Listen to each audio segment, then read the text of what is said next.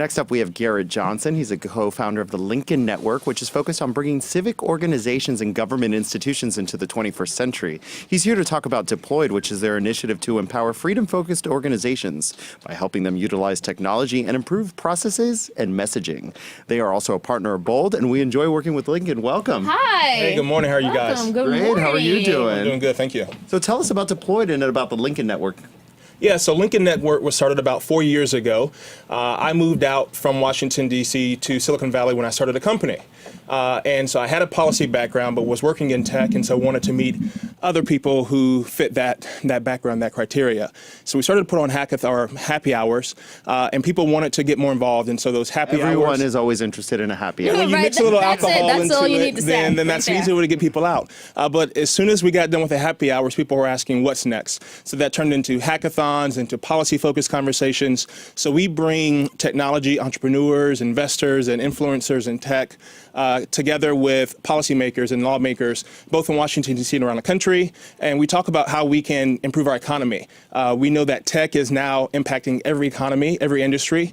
And so, how we get tech right and the policies that we put in place really makes a difference for our economy across the country. Can you give an example of that? That sounds so interesting. Yeah, so you talk about issues like the future of work and driverless cars and drones. A lot of that technology is coming out of places like New York and Silicon Valley and Austin, but it will impact hundreds of thousands, if not millions of Americans around the country. When you talk about autonomous vehicles, that potentially could put millions of people who make their living driving trucks or other vans or delivery services out of business. So what does that mean from a policy perspective? The technology that really, smart people are building in Silicon Valley or New York, how do we make sure that our policies are in place to make sure that the impact of that is not negative for the vast majority of Americans? Right, that's so interesting. And one of the hot topics right now when it comes to policy is getting jobs back, especially when it comes to coal and miners. But that sector of the workforce seems to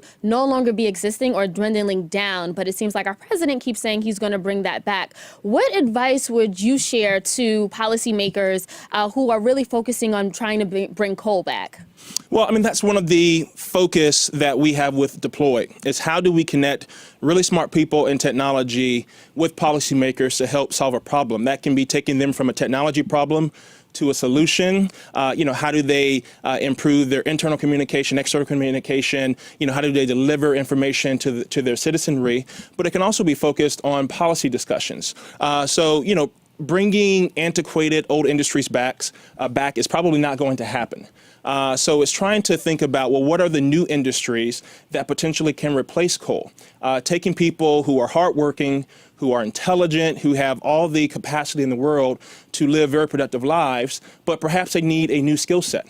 And how do we deliver those skill sets? How do we ensure that they and their children are participating in the innovation economy? These are conversations that our community in Lincoln Network, they're not only building the technology, but they're really interested in how do we engage policymakers in these conversations so that we are ahead of the curve. So, but politics tends to be reactive. So how do we change the conversation? How do we reframe the conversation with policymakers to be forward-thinking instead of backward-thinking? Talk really slowly, small words.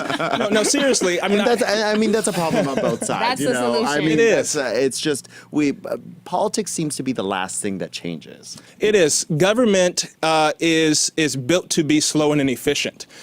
We have this terminology in tech that it's a feature, not a bug. It's not a problem in our society. It was structured to be slow, and the pace of change, it takes a while. It's like dial-up internet. So you have to be patient. You have to be patient. You can't boil the ocean overnight. But what we're focused with at Lincoln Network is trying to raise the bar, trying to bring our technology community and the cutting-edge technologies and the skill sets and the methodologies that they use on a daily basis in their businesses. How do we bring that to the space of government, whether it be on the local, state, or federal level? How do we match those technology professionals with government professionals who need their skill sets, again, to solve technology problems like productivity. How do I, integrate my communication technology so that I'm working more productively? Or how do I tackle and address these big policy issues that are going to be confronting the country? But a lot of that, isn't that education more than anything? Like educating our policymakers on what tools are available to them today, right now? I think so. I think it is exposure and, as you pointed out, an education component. I am optimistic in thinking that we have really smart people who work in government. You have people who, come from New York, our current president, who says that everyone in D.C. is an idiot and stupid. I don't see the government in that way. I think that we have really smart, competent people working for government, but they're just working in an institution that is built not to be as productive, as innovative as it should be. And that's what we're focused with at Lincoln. Network is trying to move government into the 21st century. And I think this is an important, task or responsibility that every citizen has, is to hold our government accountable and demand more. Absolutely. So would you say that the policymakers, the people you've worked with, have been receptive to Lincoln Network and this forward-thinking idea where you are intertwining tech and government and policy? Absolutely. So that's part of the reason why we launched Lincoln Deployed. Is on one side of the spectrum, we've had government professionals come to us and say, hey, we have these technology problems. We read an article about you guys being the tech guys who are interested in civic engagement. Can you help us? Help us get from technology problem to technology solution. That's one side of the spectrum. On the other side of the spectrum, we've had technology professionals who say, I work at Google, Facebook, Slack. I'm making a lot of money. I'm not going to go work full time for the government and take a massive pay cut, but I want to figure out how I can use my skill set to solve real government problems. And so we are the middleware. We're in the middle, connecting those technology professionals with those nonprofit civic organizations, C3, C4s, or local, state, and federal government professionals, helping to connect the dots and helping them to solve real tangible problems that will ideally impact the American people. But isn't that part of the problem, is the conversation on one side is less government and then on the other side it's more government, and we never talk about improving government? To an extent, that is one of the interesting things specifically about tech, and especially tech hubs like New York or Silicon Valley or Austin, is that there is a very broad political spectrum. And on some issues like, warrantless wiretaps, encryption, backdoors to your, mobile devices, you have a lot of people who want a limited government approach. They want the government to take less of an active role in those types of issues. But when it comes to, other issues, like net neutrality, they want the government to take a more heavy-handed, more aggressive approach.